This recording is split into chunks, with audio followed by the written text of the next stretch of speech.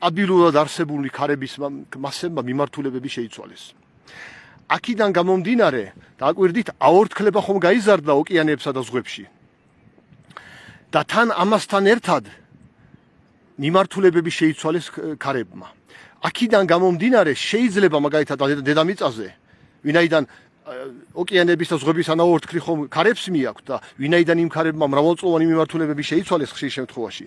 აქედან გამომდინარე მოხდა ისე, რომ მაგალითად ხშირად არის, რომ სადაც ადრე უფრო ნალექიანი ამინდები იყო, იქ უფრო მშრალი გახდა კლიმატი და სადაც უფრო მშრალი იყო, იქ უფრო ნალექიანი გახდა. მაგალითად ამის კარგი მაგალითი არის საქართველო. მაგალითად, ახლა საქართველო ფაქტია, რომ გასული საუკუნის 80-იან წლებთან შედარებით გაცილებით უფრო ნალექიანი არის. ეს არის დაახლოებით 30 წელი რაც აშკარად შეიმჩნევა. ანუ რატომ, ესე იგი, ქარების მიმართულებამ ისე შეიცვალა მიმართულება, რომ ისე დაემთხვა, რომ კავკასიისკენ და კონკრეტულად საქართველოსკენ უფრო მეტი ანაორთქლი მოაქვს ზღვებისა და ოკეანეებისა. ახლა კონკრეტულად საქართველოში რომელი მხრიდან მოაქვს ძნელია თქვა, შეიძლება ხმელთაშუა ზღვის ანაორთქლი მოქონდეს დიდი ოდენობით, ან ინდოეთის ოკეანის, არ ვიცი ახლა, ეს უკვე ცალკე შესწავლის საკითხია, ალბათ უფრო ხმელთაშუა ზღვისა და შავი ზღვის. და აქედან გამომდინარე, საქართველოში აშკარაა, რომ გაცილებით უფრო ნალექიანი კლიმატი გახდა. თან შეიცვალა ნალექიანობის სეზონურობა. მაგალითად, 80-იან წლებში გასული საუკუნის ზაფხულები იყო უფრო მშრალი და ზამთრები უფრო ნალექიანი. ახლა დააკვირდით, ბოლო წლებია ზამთრები გახდა უფრო მშრალი და ზაფხულები და განსაკუთრებით ზაფხულები და გაზაფხულები გაცილებით უფრო ნალექიანი. ანუ ეს ქარების მიმართულების შეცვლიდან გამომდინარე. ხოლო ზოგადგილას პირიქით იმას ამბობენ, რომ უფრო მშრალი გახდაო. მაგალითად, ევროპის ზოგიერთ ადგილში ლაპარაკია, რომ პირიქით უფრო მშრალი გახდა, ვიდრე მანამდე იყო. ანუ ამიტომ არის, რომ სიტყვა გლობალური კლიმატის გლობალური დათბობა ხშირ შემთხვევაში მეცნიერებმა ჩაანაცვლეს კლიმატის გლობალური ცვლილებით. ამ ტერმინით. ახლა დააკვირდით, ამან რა გამოიწვია? უყურე შეხედეთ, როგორი ამან ნაწილობრივ უკუ ეფექტი გამოიწვია. ვინაიდან კლიმატის გლობალური დათბობის შედეგად ტემპერატურა მაღლა აიწია დედამიწის საშუალო ტემპერატურამ. ახლა საშუალო ტემპერატურას რო ვამბობ, აქ ლაპარაკია იმაზე, რომ ზოგან დაიწია საშუალო ტემპერატურა დედამიწის ზოგიერთ ნაწილში, ზოგან დაბლა დაიწია, ზოგან მაღლა, მაგრამ მთლიანობაში საშუალოდ მაღლა არის აწეული. საშუალოდ. და ახლა ამან გამოიწვია ის, რომ ვინაიდან საშუალო ტემპერატურა აწეულია და ვინაიდან საშუალო ტემპერატურის აწევიდან გამომდინარე აორთქლებები ოკეანეებსა და ზღვებში გაიზარდა, ამან გამოიწვია თავისთავად მეტი ღრუბელი. ხო, ანუ ზოგან უფრო ნალექიანი გახდა კლიმატი, ზოგან უფრო მშრალი, მაგრამ მთლიანობაში ნალექიანობაც გაიზარდა. ანუ საშუალოდ დედამიწის საშუალო ტემპერატურაც აწეულია, მაგრამ საშუალოდ ნალექიანობაც აწეულია. ახლა უკვე დააკვირდით რა ხდება, ამ ნალექიანობამ გამოიწვია ის, რომ ვინაიდან მომრავლდა დედამიწის უმეტეს ადგილში უფრო მეტი ღრუბლიანი ამინდები, ამან გარკვეული ტემპერატურის აცივება გამოიწვია. ანუ გლობალურმა დათბობამ გაზარდა აორთქლებამ გაზარდა ღრუბლიანობა, ხოლო ღრუბლიანობამ, მოდი ასე ვთქვათ, გლობალური დათბობის ტემპი შეანელა. იმიტომ რომ ახლა დააკვირდით, ახლა თოვლს რო განახებთ, რატო არის ახლა ამ დროზე ასე დაბლა თოვლი? იმიტომ რომ ისეთი ღრუბლიანი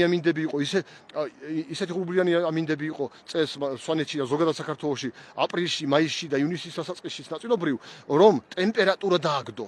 ახლა თუ 1-2 კვირა არ გამოიდარებს, 3 კვირა არ გამოიდარებს, ასე შემდეგ ტემპერატურა დაბლა ვარდება.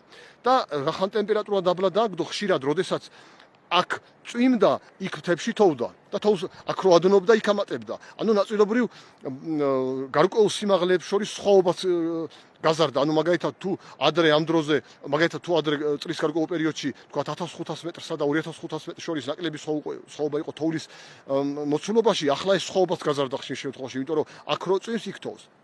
და ამან გამოიწვია ის, რომ მთლიანობაში კლიმატის საშუალო ტემპერატურის მატება შენელდა, ვინაიდან თვითონ კლიმატის დათბობის შედეგად ღრუბლიანობა გაიზარდა, აქედან გამომდინარე ხშირმა ღრუბლიანმა ამინდებმა ზოგადად დედამიწაზე კლიმატის დათბობის ტემპი შეანელა. ანუ შეიძლება დავარქვათ, რომ თვით დაცვაზე გადავიდა დედამიწა. ანუ ღრუბლით ნაწილობრივ თავს ასე გამოდის, რომ თავს იცავს დედამიწას ზედმეტი გადახურებისაგან. აი ასეთი პროცესები მიდის. ანუ შეხედეთ, ნაწილობრივ მოჯადოებულ წრეს გავს. კლიმატის გლობალურმა დათბობამ გაზარდა ოკეანებსა და ზღვებში აორთქლება, ზღვებში და ათასწლეულის განმავლობაში ჩამოყალიბებული სტაბილური ქარების მიმართულებების შეცვალა, ამან გამოიწვია მოკლე მიმოხილვა რომ გავაკეთოთ ის რომ ზოგან უფრო მშრალი გახდა კლიმატი, ზოგან უფრო თბილი გახდა, ზოგან უფრო ნალექიანი გახდა კლიმატი, ზოგან უფრო დათბა, ზოგან უფრო აცივდა, მაგრამ მთლიანობაში საშუალო დედამიწაზე ნალექიანობას გაიზარდა და საშუალო ტემპერატურაც გაიზარდა. აქედან გამომდინარე, ვინაიდან საშუალო ტემპერატურა გაიზარდა, აქედან გამომდინარე საშუალო ღრუბლიანობას გაიზარდა, ვინაიდან აორთქლება გაიზარდა ოკეანეებსა და ზღვებში, აქედან გამომდინარე ღრუბლიანობის გაზრდამ გლობალური დათბობის ტემპი შეანელა. ვინაიდან როდესაც ხშირად არის ღრუბლიანი ამინდი, ეს უკვე ტემპერატურის მატებას ხელს უშლის. აი დაახლოებით ასეთი სიტუაცია არის და აი ამ თემაზე მინდოდა მელაპარაკა. აგერ პრაქტიკული გამოვლენებას განახეთ კლიმატის გლობალური ცვლილების, აგერ სვანეთის მაგალითზე ძალიან კარგად ჩანსახლა თოვლის მდებარეობის მიხედვით, თოვლის ვითარების მიხედვით სხვადასხვა სიმაღლეებზე წლის ამ პერიოდში. ასე რომ ვისაც კვლავ ვიმეორებ, აგერ შეხედეთ, აგერ მესტიის დასახლებული პუნქტი, მოჩანს აგერ მესტიის ცენტრი, უკვე ღამდება და შუქები ჩაირთო. აგერ გამოჩნდა მწვერვალი ლაილა, სვანეთის ქედის ყველაზე უფრო მაღალი მწვერვალი დაახლოებით 4010 მეტრის სიმაღლეზე ზღვის დონიდან.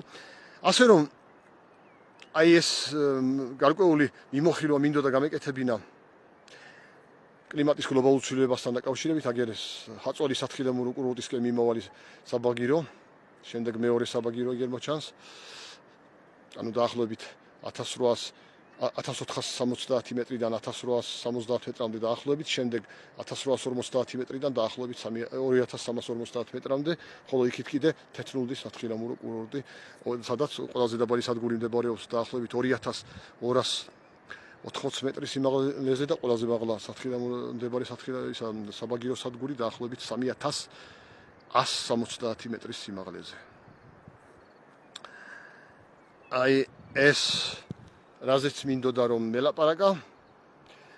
ასე რომ ვისაც აქ ამ პლატფორმაზე ამ აკაუნტზე ჩემი აქტიურობა საინტერესოდ და საზოგადოებისთვის სასარგებლოდ მიგაჩნიათ, კვლავ მოგიწოდებთ რომ გამოიწეროთ ეს აკაუნტი, ანუ დააფოლოვოთ ეს აკაუნტი, დასვათ მოწონებები, ანუ ლაიქები და გააზიაროთ იმ მიზნით რომ თქვენ და უფრო მეტ ადამიანს უფრო მეტი წვდომა რომ გქონდეთ ამ აკაუნტზე არსებულ მასალაზე. დიდი მადლობა ყურადღებისათვის.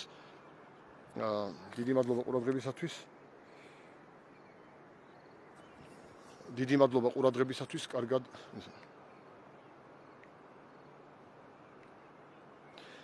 მადლობა ყურადღებისათვის. კარგად ბრძანდებოდეთ.